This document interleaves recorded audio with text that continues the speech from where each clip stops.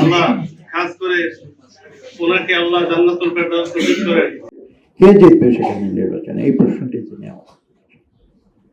আমি উত্তরে বলেছিলাম যে আপনি যাকে মনোনয়ন দেবেন তিনি নির্বাচনে জিতবেন, আমার প্রয়োজন। এই যে তার উদার দৃষ্টিভঙ্গি, আমার পিতার কথা মনে পড়ে। শহীদ প্রেসিডেন্ট জিয়াউর রহমান কিন্তু ঠিক একইভাবে তাকে, তিনি তো একজন সরকারি কর্মকর্তা ছিলেন, বাংলাদেশ সিভিল সার্ভিসের সর্বোচ্চ পদে তখন আসিয়াছিল, ক্যাবিনেট সচিবের পদে।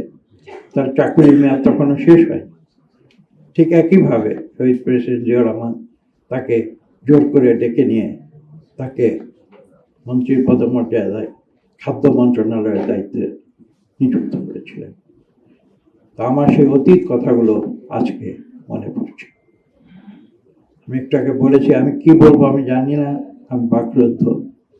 দেশনেত্রী বেগম খালেদা জিয়ার যে ইতিহাস, সেই ইতিহাস যখন আমার মনে পড়ে আমি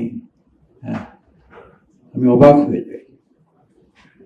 আমি আরেকটি ঘটনার কথা বলি।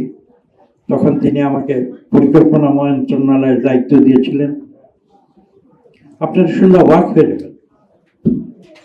আমি জানি না বিশ্বে সরকার কিভাবে চলে, বাংলাদেশের সরকারে বেগম খালেদা জিয়া আমাকে জড়িত করার কারণে কিছুটা অভিজ্ঞতা আমার হয়েছে। তিনবার তিনি আমাকে এই দায়িত্ব দিয়েছিলেন। আমি গর্বের সঙ্গে বলতে চাই, সেই 3টি টার্মের একটি দিন এমন কোনো দিন কেউ বলতে পারবে না তিনি আমাকে নির্দেশ দিয়েছেন যে তুমি এই কাজটি করো। আলাদা স্থানে রয়েছে দেশনেত্রী বেগম খালেদা জিয়া। তিনি অবস্থান করতেন প্রধানমন্ত্রী ভবনে। হঠাৎ একদিন টেলিফোনে আমি নির্দেশ পেলাম যে তার অফিসে যাওয়ার জন্য। এটা কখনো হয়নি। আমি একটু অবাক হয়েছি, তারপরেও আমি গেলাম সেখানে। যাবার পরে আপনারা শুনলে অবাক হয়ে, সেখানে যাবার পরে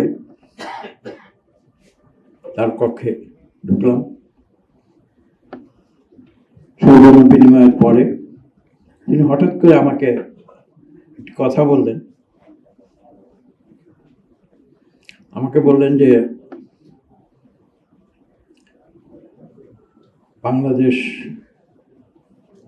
সিভিল সার্ভিসের একজন সিনিয়র সচিব, আমি নামটা বলছি না, নাম বললে আপনারা চিনবেন, তিনি একসময় শহীদ প্রেসিডেন্ট জিয়াউর রহমানের সময় কাজ করতেন এবং পরবর্তীকালে তিনি কিছু ভূমিকা রেখেছিলেন। সেসব কারণে হয়তো হতে পারে আমাকে তিনি অত্যন্ত নরম গলায় বললেন যে আমার একজন সচিব, তাকে কোনো মন্ত্রী নিতে চাচ্ছে না, আপনার মন্ত্রণালয়ে যদি তাকে পাঠায় আপনার কি কোনো আপত্তি আছে? আমি তো শুনে মাথায় হাত দিয়ে বসলাম, অবাক হয়ে। আমার মন্ত্রণালয়ে আপনি প্রধানমন্ত্রী, আপনি একজন সচিব দেবেন, এটা আমাকে ডেকে জিজ্ঞেস করার কোনো প্রয়োজন আছে?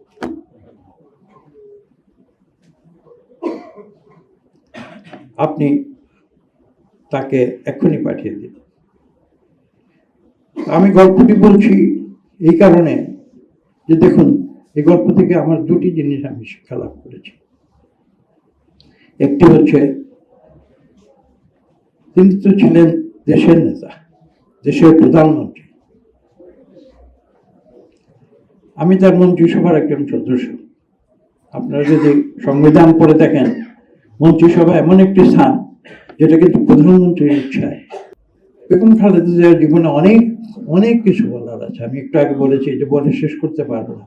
তো আমার নিজের অভিজ্ঞতা থেকে এই যে 2-1টি ঘটনা আপনাদের সামনে আমি উপস্থাপন করেছি, যদিও তার প্রতি চরম বেআইনি অন্যায় কাজ করা হয়েছে,